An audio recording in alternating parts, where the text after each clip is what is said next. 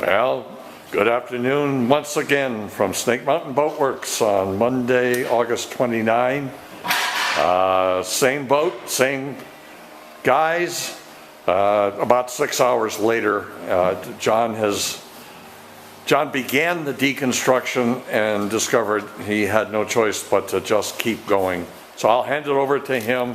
What we have learned is that bottom bow that he's rocking back and forth has been on and off a zillion times. It's full of screw holes, and of course a lot of stainless was used, which led also to a lot of rot. Go ahead, John. And around these screw holes, it's all broken away. The actual structural strength of the board where the screws go in is pretty poor. And being full of holes like this, we're thinking that we're going to replace this bottom bow.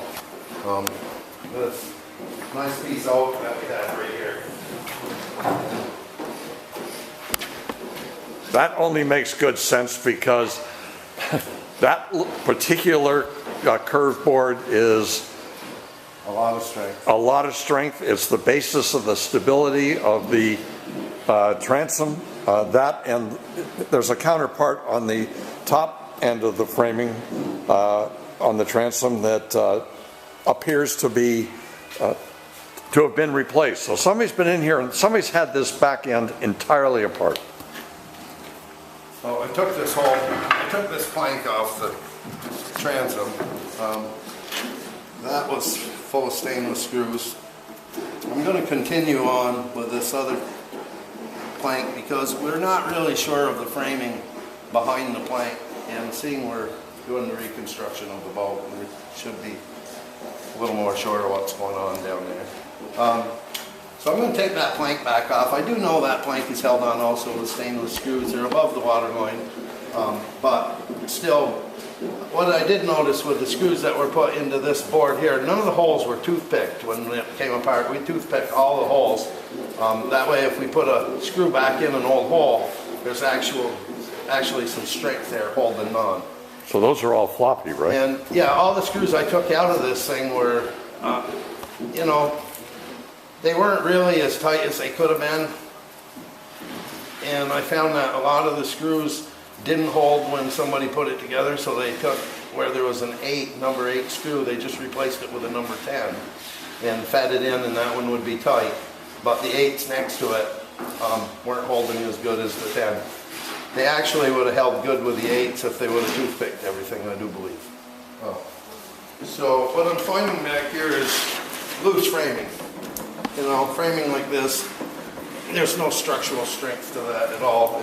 Every little bit, every fastener in the boat helps the entire strength of the boat. But when you get stuff with fasteners missing, you got floppy pieces, and that can't be good when you're bouncing across the water.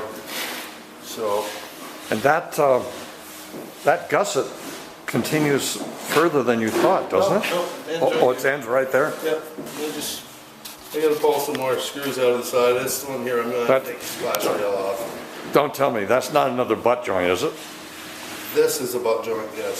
So that's not original. With a sister inside. That gusset's been changed once. Yes, I believe both corner gussets. Yeah, and there's another butt joint right there. Right here. Yeah. And the reason I feel that they've been changed is this the bottom frame board. When I took out the fasteners in it,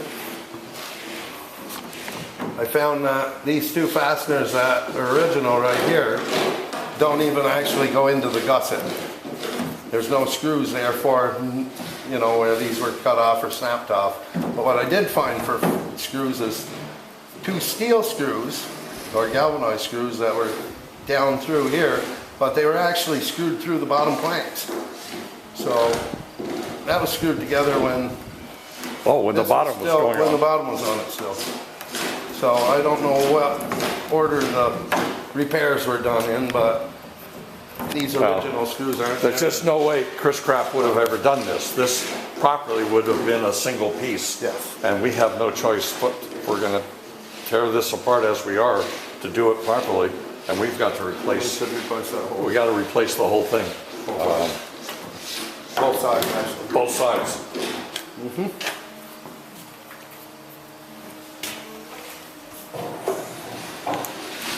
That is actually the proper way to fix that. Yep.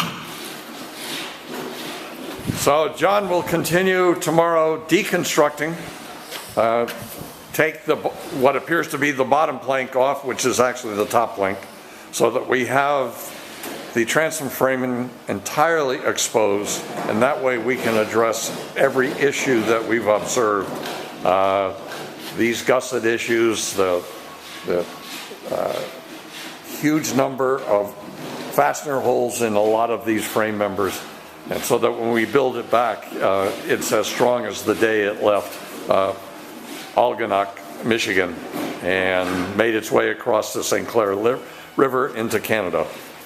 So, at the end of a long day, we'll bid you adieu. Thank you so much from Snake Mountain Boat Works.